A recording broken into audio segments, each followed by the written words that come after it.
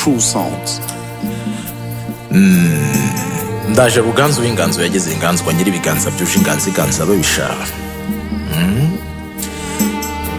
Ndaje ijoro ndirira nyiri jabiro utuye mu ijuru rizira urwijiji ngo ndebe ko yankura muri uru rujijo. Shalom Community Organization.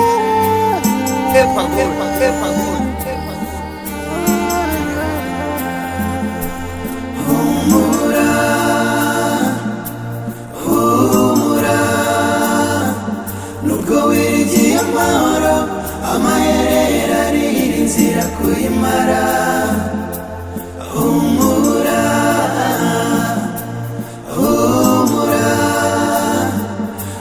bucya n'ayandi. Humura, umuremyi aracyariho.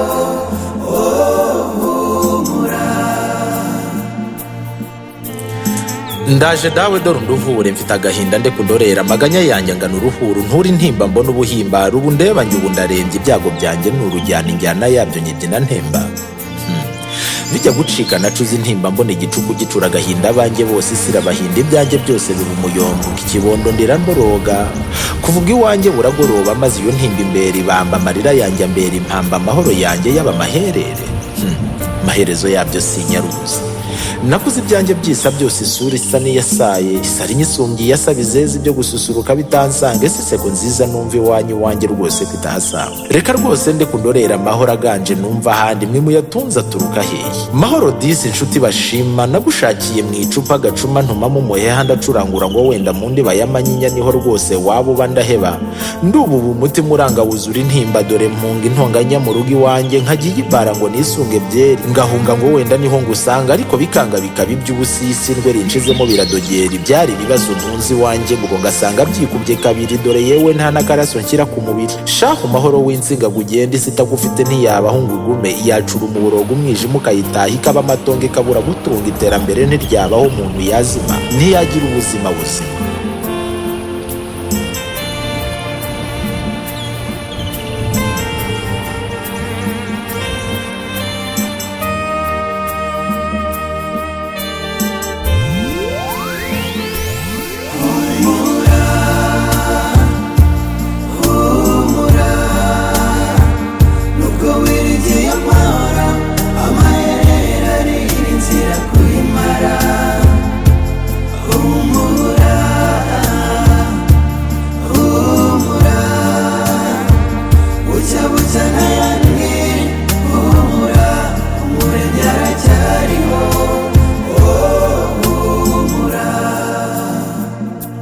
Ndaje soko y'agasusuruko nganje itaganzwa n'amakuba mwezi wera urasira bose nyiri mirindi kanga ibyago nkaba umurinzi w'imitima maze ubantunze ubw'agatimazi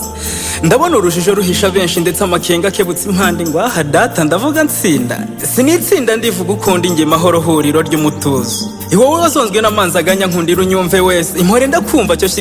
shiri impumu ndaje bwangu dore aho usanga ubusibyo hereza ihorere rwose ndaje wese ishavu ndivure mvubu burituze kuva na kera nahoze hafi nari impano iva kwa jambo nzanye itabaza ngo umucyo uganze ubumwe bugwira urukundo rwanda ukuri kuranda amahoro arambye nyamara disi si ntiyankunze ubwo amajanja ya ruja basara bacoca bacamo imico ubumwe buganje ubwo buraganza by'urukundo mu bihindundu je mahoro burya singo yo nshaka n'umweta mbona wese ndi mwene nyina w'urukundo nkunze mukunda urwikubye mukura imbura butoro mutunga inkoni y'ubwema mugabira ijambo nka rwema ndikira umuntu akituza umutima untunzo zirumuza ukuzura umuneza ukwizihirwa umutima wazimye ukazukana umutuzo ziri hagarika mutima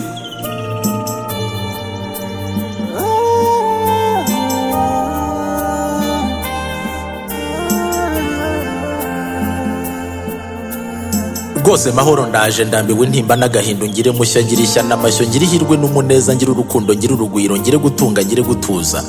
mahoro reka nkuyoboke ndaje rwose ungire mushya undeme ndeke kuba indembo ntembagazeho umudendezo nsanze ari wowe buhungiro buzira kirogoya n'imvururu kotsi kabatabaza isoko isobetse ituze dutunze mu mitima impumuro y'amahoro niwo mutako ngeneye iwanjye rwego twuririraho bitugu twese tuririraho iy'amahoro yabuze ibihoro nkingi twegamiraho pfunduriremo ubuzima umutima ugatekana iterambere rikaramba dore ndatakamba rwose mahoro ndema ndeke kuba indembe.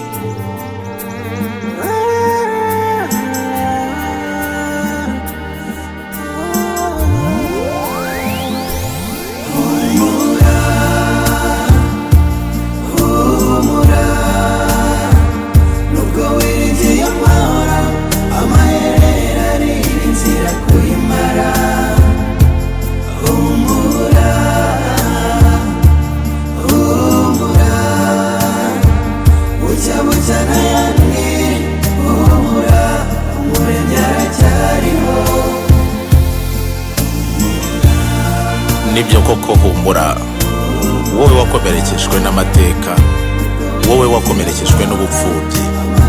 wabuze abawe ukiri muto, wowe wakomerekejwe n'ubupfakazi, wowe wabuze ibyangombwa mu buzima, wowe wakomerekeye mu muryango. Ni koko warahungabanye kandi warakomeretse, ariko dufite rudasumbwa usumba byose twikorerera imibabaro. Ni ukuri humura.